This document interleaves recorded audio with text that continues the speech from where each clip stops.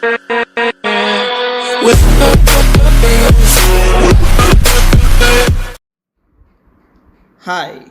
good evening, guys. Good evening, sir. How are you, everyone? I am fine, sir. Thank you. अच्छा हर्ष, अब ये बताओ हमने कल क्या सीखा था। सर, कल हमने नाउन के बारे में सीखा था। किसी का भी नाम, चाहे वो व्यक्ति, वस्तु या स्थान कुछ भी हो, जिसका कोई नाम हो, उसे अंग्रेजी में नाउन कहते हैं। बहुत बढ़िया। सर, मैंने सुबह के लिए गुड मॉर्निंग, दोपहर को गुड आफ्टरनून और शाम को या रात्रि में मिलते समय गुड इवनिंग कहते हैं, यह भी याद कर लिया है। शाबाश बेटा। पर सर, रात्रि में गुड इवनिंग कहेंगे या गुड नाइट, यह समझ में नहीं आया। अरे, जब हम किसी से रात्रि में मिलते हैं तो सबसे पहले उसे गुड इवनिंग कहते हैं, और जब उससे मिलने के बाद हम अपने घर या एक दूसरे को छोड़कर जाते हैं तो उस समय गुड नाइट कहकर विदा होते हैं। इसका मतलब यह हुआ कि अब हम सुबह से पहले नहीं मिलेंगे। ऐसी स्थिति में गुड नाइट कहते हैं।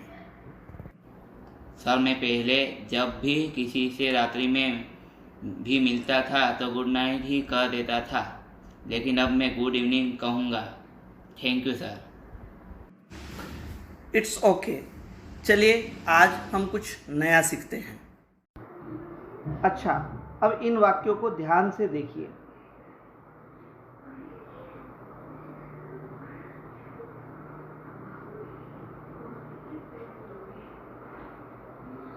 आपने वाक्यों को बड़े ध्यान से देखा होगा।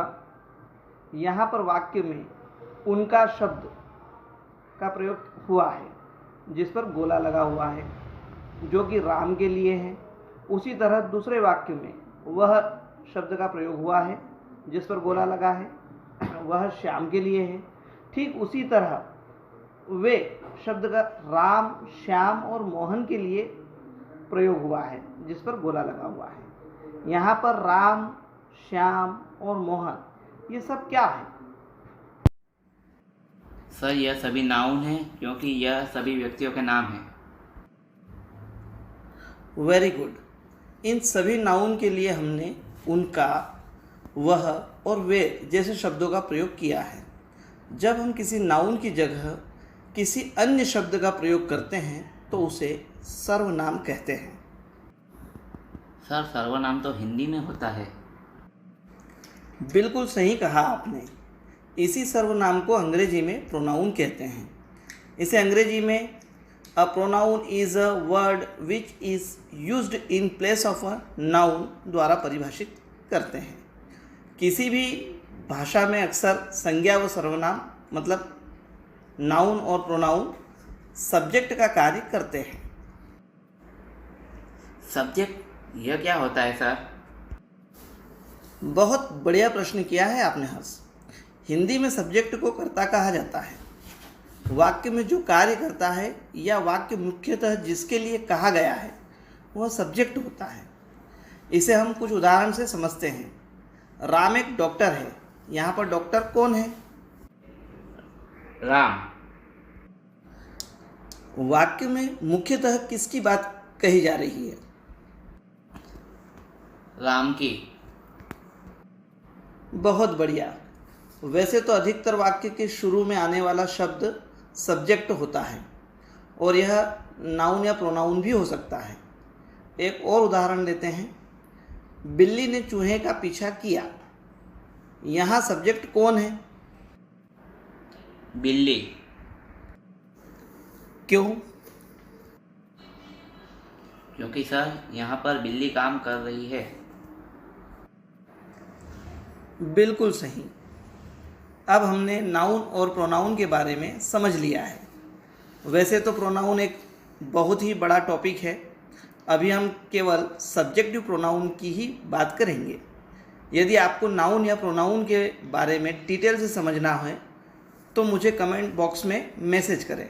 तो मैं आपके लिए नाउन और प्रोनाउन की एक वीडियो बनाऊंगा जिसमें हम इसे डिटेल से पढ़ेंगे। हमारे सब्जेक्टिव प्रोनाउन इस प्रकार हैं। यहाँ पर आप एक टेबल देख रहे होंगे जहाँ पर अंग्रेजी में सब्जेक्टिव प्रोनाउन लिखा है और उसी के सामने उनके हिंदी में अनुवाद लिखे हैं। जैसे आई शब्द का प्रयोग हिंदी में मैं, मुझे, मैंने या मुझको। यदि हम यू का प्रयोग करते हैं तो उसके हिंदी में आप, आपने, आपको। वी का प्रयोग करने पर हम हमें, हमने, हमको। दे का मतलब होता है वे, उन्हें, उनको। शी का मतलब होता है वह, उसे, उसको या उसने, पर यह लड़कियों के लिए, महिलाओं के लिए प्रयोग किया जाता है। ही, वह, उसे, उसको, उसने, यह पुरुषों के लिए प्रयोग किया जाता है। इट, इसका मतलब होता है यह निर्जीव एवं विशेष स्थानों पर प्रयोग किया जाने वाला शब्द है। आप इन सभी सब्जेक्टिव प्रोनाउन को अच्छे से याद कीजिएगा, यह हमेशा ही उपयोग किए जाने वाले शब्द हैं। आज के लिए बस इतना। मिलते हैं अगली वीडियो में। सभी घर पर रहें, सुरक्षित रहें, मास्क, सैनिटाइजर एवं सोशल डिस्टेंसिंग का पालन करें। जय हिंद, जय भारत।